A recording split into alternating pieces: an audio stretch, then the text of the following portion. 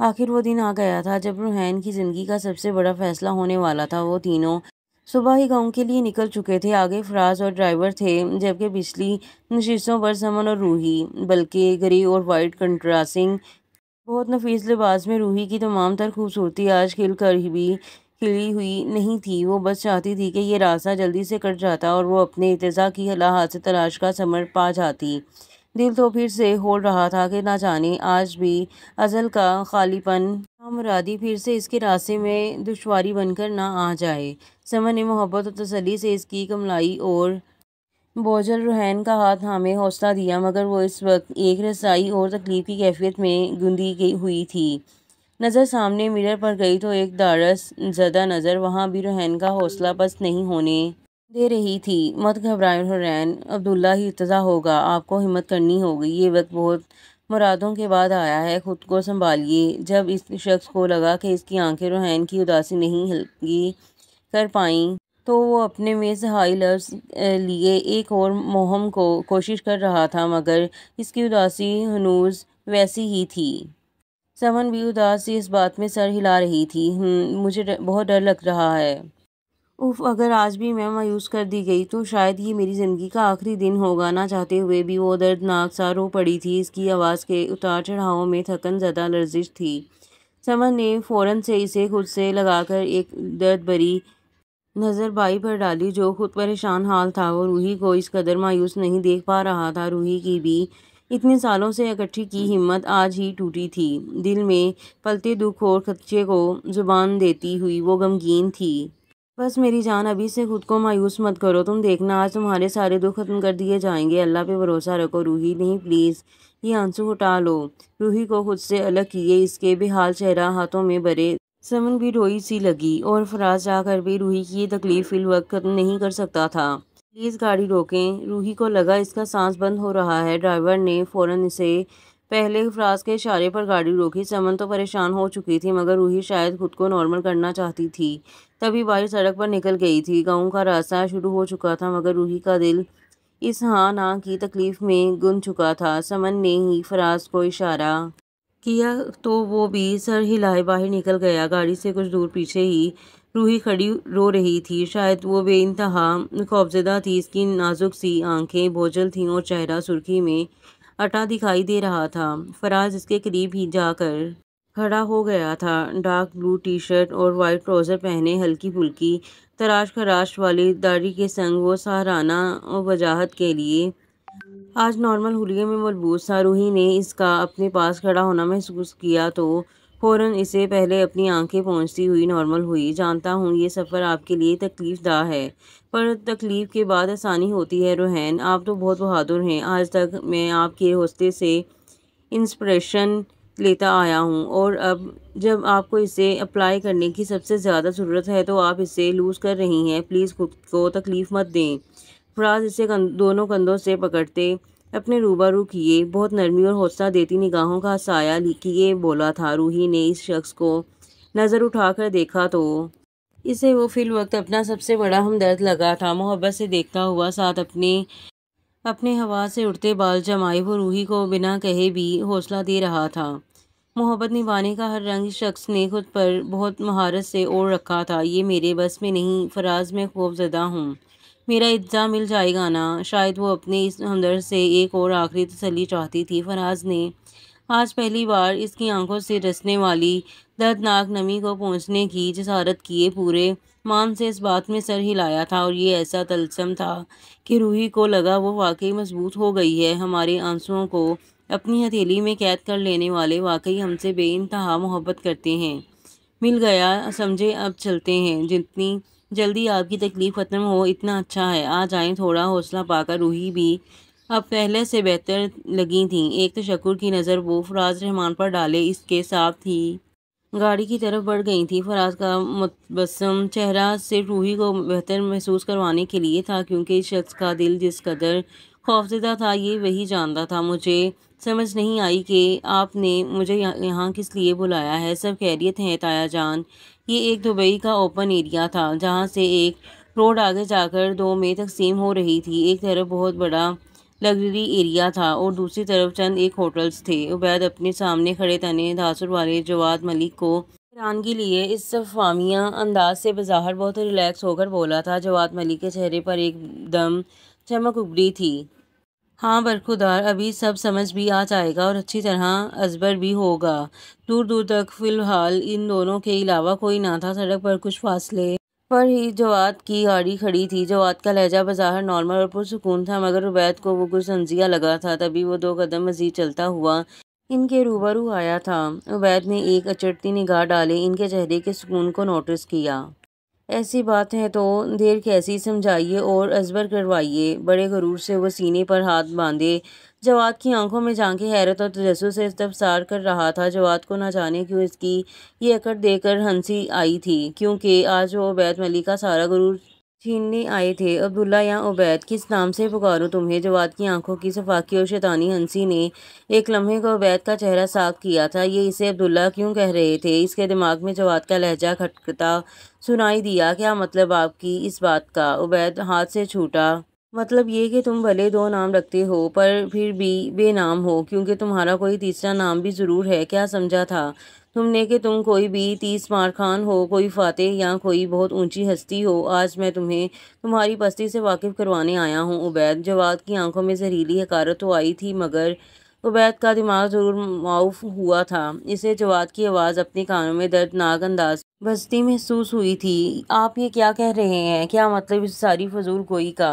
عبید اپنی کنپٹی کے درد پر ہاتھ رکھے اپنے غضب کو محدود کیے باقاعدہ دھاڑا تھا۔ اس کے مزاج کی ساری برہمی از سر نو لوٹ کر اس دل جلے کی آنکھوں میں غصہ بھر چکی تھی۔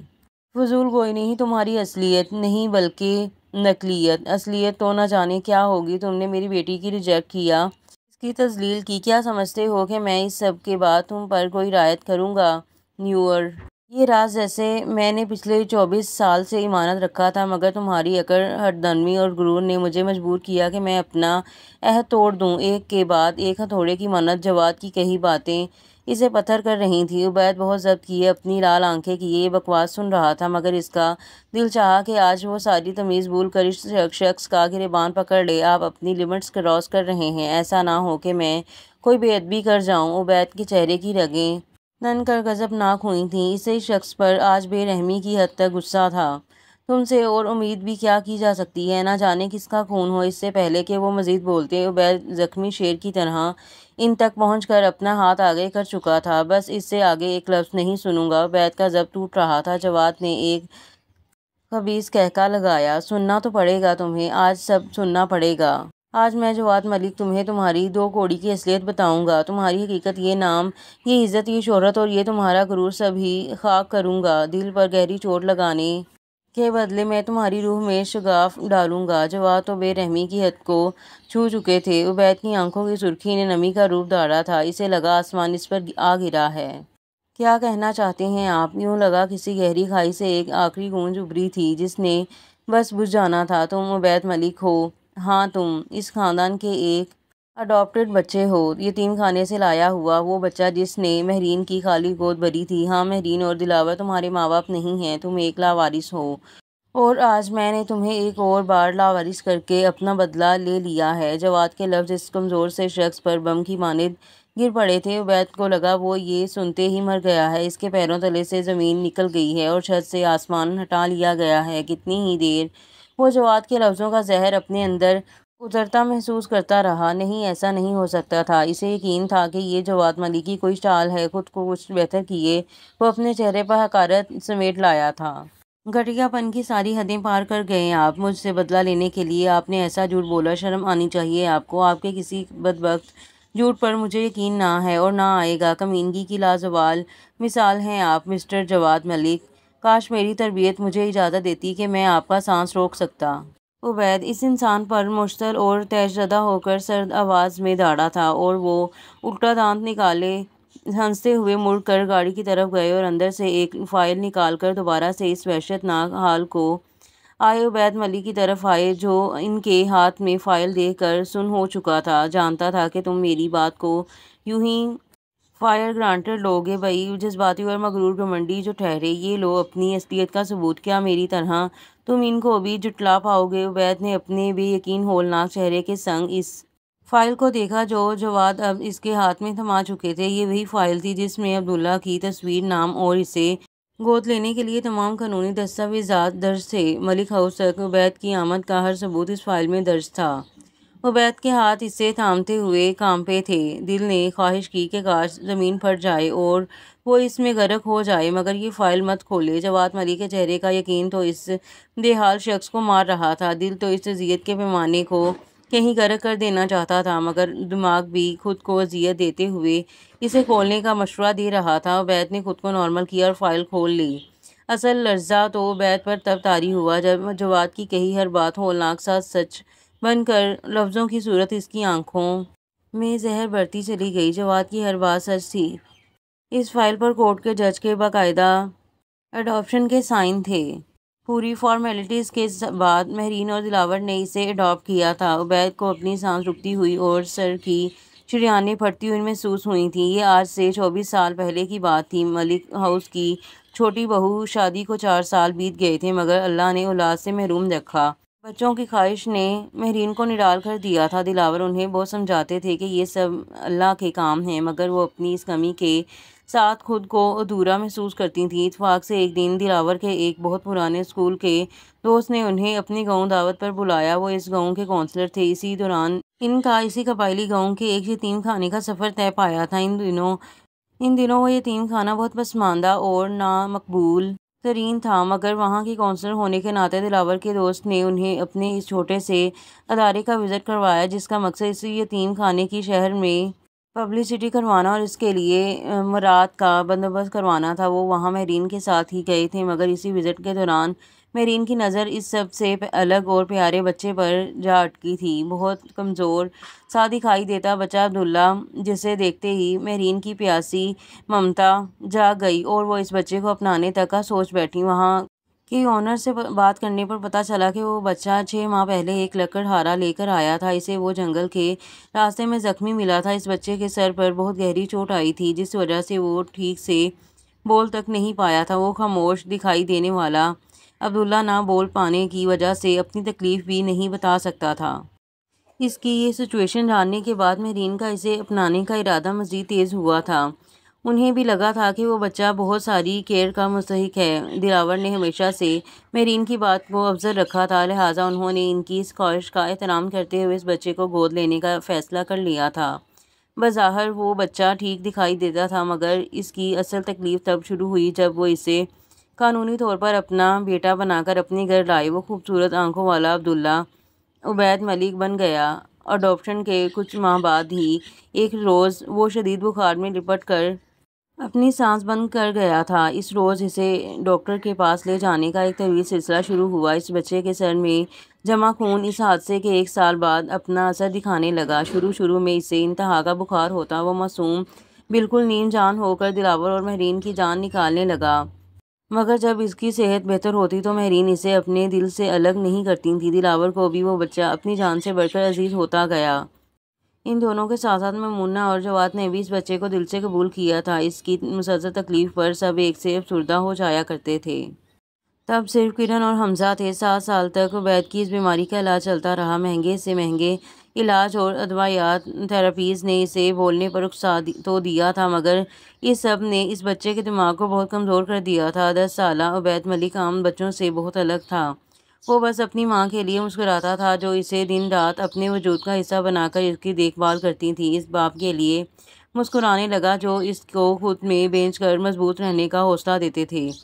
پھر اس کی زندگی میں ارسل آیا، اس کی زندگی کا سب سے بڑا انعام۔ گو عبید ملک سب کی آنکھوں کا تارا تھا، مگر وہ وقفے سے تکلیف دہ سر کے اٹیکس میں مبتلا رہا تھا۔ اسے گہرے پانی اور اونچی جگہوں سے خوف آتا تھا۔ اللہ نے عبید ملک کی قسمت اتنی روشن رکھی تھی کہ آخر عبید کی بدولت اللہ نے شادی کے کئی سال بعد مہرین اور دلاور کو ان کی اپنی اولاد کی خوشخبری عطا کی۔ سعد ملک، جو ان کی شادی کے کئی سال بعد اپنی رونق بکھیرنے دنیا میں آیا تھا، مہرین کو لگتا تھا کہ یہ عبید کی وجہ سے ہوا ہے۔ سعد کے آنے کے بعد بھی مہرین نے عبید ملک کو پہلے سے زیادہ محبت اور توجہ دی تھی۔ ان کے لیے ان کی سگی اولاد سے بڑھ کر وہ بے حد نازک اور حساس سا عبید تھا۔ دلاور نے بھی ہمیشہ اپنے دونوں بیٹوں کو ایک سے بڑھ کر چاہا تھا۔ ان دونوں کے لیے جو جگہ اس پیارے عبید کی تھی وہ کسی کی نہیں تھی۔ انہیں لگتا تھا کہ یہ عبید کے گھر آئے قدموں کا اثر تھا کہ اللہ نے ان کی نامکمل زندگی کو مکمل کیا تھا۔ جس روز عبداللہ عبید بن کر آیا تھا، اسی دن جواد ملک اور دلاوت کے بیچ ایک وعدہ ہوا تھا کہ وہ عبید کو اس کی یہ حقیقت کبھی پتہ نہیں لگنے دیں گے، کیونکہ ان کے لیے وہ بس اب ان کا بیٹا تھا۔ مگر آج محض ضد اور نفرت میں آ کر انہوں نے برسوں پہلے کیا اپنا عہد پاش پاش کر دیا تھا۔ اس اذیت کے مارے عبید ملک پر تو قیامت ٹوٹ پڑی تھی۔ اسے کسی نے جلتے لاوے میں دھکا دے دیا تھا۔ فائل اس کے ہاتھوں سے گر کر زمین بوس ہوئی تھی۔ حقیقت میں وہ خود بھی زمین بوس ہو جانا چاہتا تھا۔ کون تھا وہ؟ کون تھا؟ کوئی تو بتائے کہ آخر وہ اس روح زمین پر مزید کتنی اذیت سہنے کے بعد مرے گا۔ یہ اذیت تو اس کو مار دینے والی تھی۔ چند آوارہ دہکتے آنسو اس اجڑے شخص کی آنکھوں سے ناسور کی طرح پھٹ کر بہہ نکلے تھے۔ یہ تھی تمہاری اوقات؟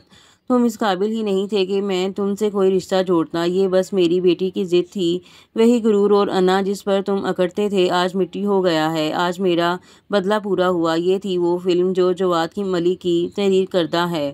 جانتا تھا کہ تمہیں کیسے مارا جا سکتا ہے۔ دیکھ لو عبید، بنا کسی ہتھیار کے میں نے تمہاری جان لے لی۔ میرا حساب چکتا ہوا۔ اب میری طرف سے جیو یا مرو، باڑ میں جاؤ۔ ظالم بھی کوئی جواد جیسا پیدا نہیں ہوا تھا۔ حقارت اور نفرت سے کہہ کر وہ ایک گلوگیر سے نظر عبید ملک کے پتھرائے گر جانے کو بے قرار سراپے کو دیکھے مڑ گئے اور اپنی گاڑی کی طرف چل دیے۔ کسی کو مارنے کا یہ طریقہ گو واقعی اذیت کی انتہا لیے تھا۔ گاڑی کی نظروں سے اوجھل ہونے کی دیر تھی کہ وہ پہاڑ جیسا عبید ملک گھٹنوں کے بل اسی فائل کی طرح زمین پر گرنے کے انداز میں بیٹھا تھا۔ یہ بے یقینی اور تکلیف سے وہ دوبارہ وہ فائل دیوانگی اور ہیجانی کیفیت لیے کھول چکا تھا۔ وہی دل کو چیرتی حقیقت جو اسے تباہ کر گئی تھی، غرق کر گئی تھی۔ یہ سب اس کے لیے برداشت کرنا ویسے ہی آسان نہ تھا، مگر جواد کے بتانے کا ہولناک طریقہ تو اس کی روح جسم سے جدا کر گیا تھا۔ وہ جتنی قوت سے چینخ اور داڑ سکتا تھا اتنی سے داڑا تھا، یہاں تک کہ اس دردناک گونج سے اس کا اپنا سر پھٹ کر ابلنے کو بے قرار ہوا تھا۔ وہ داڑ اور وہ آہیں کہ جیسے کوئی اپنا سب کچھ ہار بیٹھا ہو۔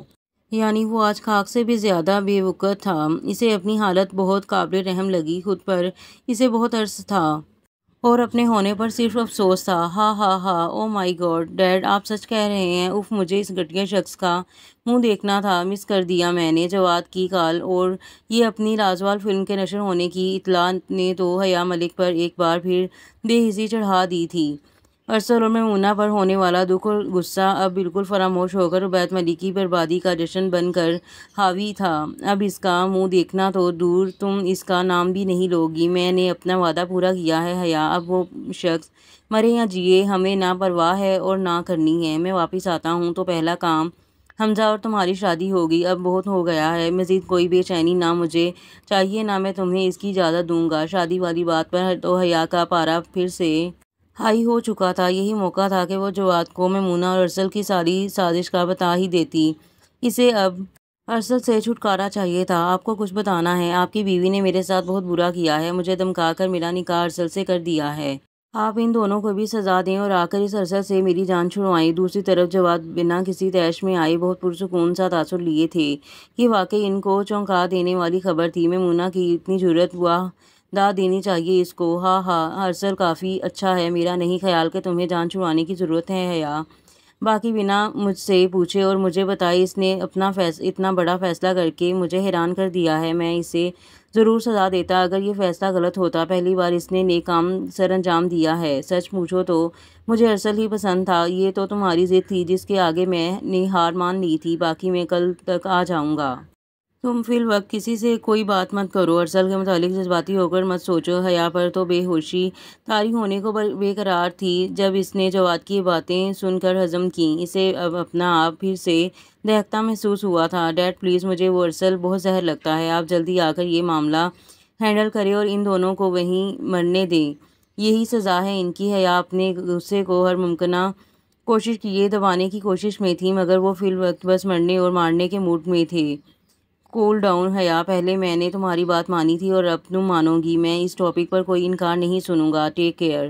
جواد سختی سے اپنا حتمی فیصلہ سنائے فون بند کر چکے تھے۔ حیا کو رہ رہ کر ارسل منصور کا گلا گھٹنے کا چاہ رہا تھا۔ فون کی بیل نے دوبارہ سے اسے متوجہ کیا۔ ارسل دوبارہ سے فون کر رہا تھا۔ حیا کو لگا اب واقعی اس شخص کی جان لینی بھی ضروری تھی۔ تم مرتے کیوں نہیں ہو؟ اب تم نے مجھے کال کی تو میں تمہارا حال برا کر دوں گی۔ فون اٹھا کر وہ باقاعدہ بدتہذیب ہو کر داڑھی تھی، مگر دوسری طرف تو بلو اینڈ وائٹ 3 پیس میں چمکے دمکے۔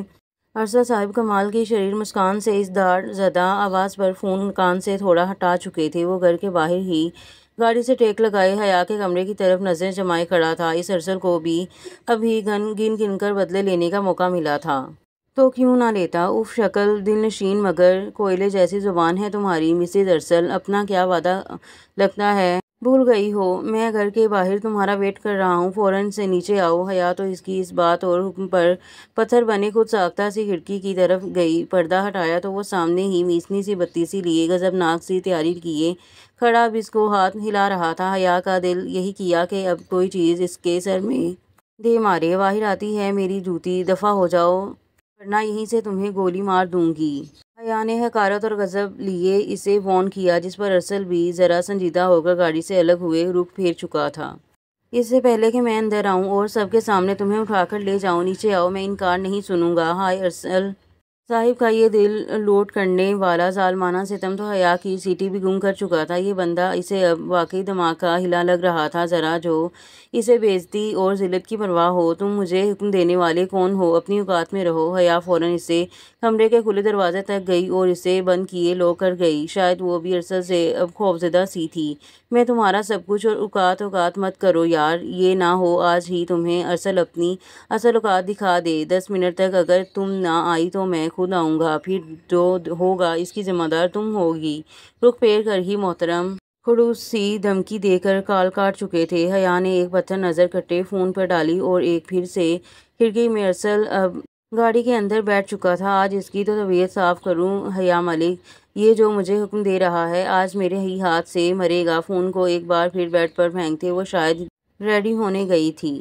وہ سبھی یتیم خانے پہنچ چکے تھے۔ ادارے میں چلنے والا تعمیراتی کام اپنے پورے زور و شور سے جاری تھا۔ آج بھی فراز کے اسپیشل اسٹار پر محکمے کے اونر خود پاکستان تشریف لائے تھے۔ روحی کا دل تو ابھی بھی سخت ہول رہا تھا۔ اس کے پاس امن اور فراز جیسے حوصلہ دینے والے موجود تھے۔ ان تینوں کو ہی ایک ملازم میٹنگ روم تک پہنچا چکا تھا۔ 10-20 منٹ کے انتظار کے دوران چائے بھی آ چکی تھی، مگر فی الوقت وہ تینوں ہی حقیقت سے روشناس ہونے کو بے چین تھے۔ السلام علیکم، ہم دیر کے لیے بہت معذرت چاہتے ہیں۔ پرنسپل تو وہی خاتون تھیں، جبکہ ان کے ساتھ ایک 60-70 سالہ آدمی تھے جو شاید اس یتیم خانے کے اونر تھے۔ فراز نے کھڑے ہو کر ان سے ہاتھ ملایا اور پھر ان دونوں کے بیٹھتے ہی باقی سب بھی بیٹھ چکے تھے۔ فراز نے ایک نظر روحی پر ڈالی جو اسے بہت زیادہ بے چین اور بے قرار لگ رہی تھی۔ وعلیکم السلام، کوئی بات نہیں، بس آپ جلدی سے ہمارا انتظار ختم کر دیجیے۔ فراز نے ہی امن اور روحی کی بے چینی دیکھتے ہوئے سوال کیا، جس پر وہ اونر اب ایک فائل کھول کر فراز کی سمت بڑھا رہے تھے۔ ان 3 بچوں میں سے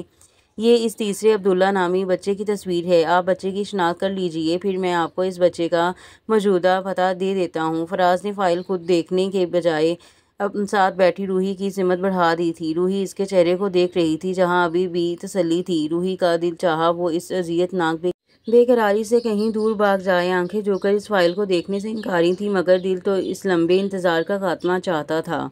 اور پھر روحی نے یہ مشکل عمل سر انجام دے دیا اور اس تصویر کو دیکھنے کی دیر تھی کہ کئی بے آواز آنسو اس دکھیائی کے چہرے پر ڈھلکتے چلے گئے۔ وہ 3-3.5 سالہ ارتضیٰ ہی تھا، ہُبہُ ارتضیٰ۔ تصویر میں وہ اس قدر نڈال تھا کہ روحی کا دل پھٹ گیا۔ اسے سمجھ نہیں آیا کہ وہ خوشی منائے یا زاروں کی طرح روتی جائے۔ وہ دونوں بھی روحی کو دیکھ کر پریشان تھے۔ یہ میرا ارتضیٰ ہی ہے، یا اللہ میرا بچہ فراز یہ ارتضیٰ ہے۔ سمن دیکھو میرا بیٹا۔ روحی تو ہلکان اور نڈال سے شدائی ہو رہی تھی، مگر اگلے ہی لمحے سب کے چہروں پر مسکراہٹ اور خوشی تھی۔ الحمدللہ، فراز کے تو دل تک نے شکر گزاری کا سجدہ کیا، جبکہ روحی تو اس کی تصویر چومے روتی رہی تھی۔ سمن نے بھی نم آنکھیں لیے روحی کو اپنے سینے سے لگا لیا تھا۔ آپ ہمیں اس کا ایڈریس دے دیں، یہ بچہ کہاں ہے اس وقت؟ فراز نے ہی باقی معاملے کو آگے بڑھاتے کہا۔ اس پر روحی اور سمن بھی روئی سی متوجہ تھیں۔ پہلے تو آپ سب کو بہت مبارک ہو، دوسرا یہ بچہ بہت امیر فیملی میں گیا تھا، بہت بڑے بزنس مین دلاور ملک اور ان کی وائف مہرین ملک نے اسے 3.5 سال کی عمر میں اڈاپٹ کیا تھا۔ ایک اور انکشاف جو کم از کم روحی کا سر چکرا گیا تھا۔ سمن اور فراز نے نظر پھیر کر روحی کی اڑی رنگت دیکھی تو فکر مند سے ہوئے کیا نام لیا آپ نے؟ روحی صدمے سے باہر نکلے بمشکل بول پائی تھیں۔ دلاور ملک اب کی بار پرنسپل نام دوبارہ پڑھتے ہوئے بولی تھیں۔ روحی وہ فائل اٹھ گئی۔ یہ کیا تھا؟ اس کا دماغ واقعی معاف ہوا تھا۔ اور یہاں پر ایپیسوڈ کا اختتام ہوتا ہے اور ملتے ہیں اگلے ایپیسوڈ میں۔ تب تک کے لیے دیں مجھے اجازت۔ اللہ حافظ۔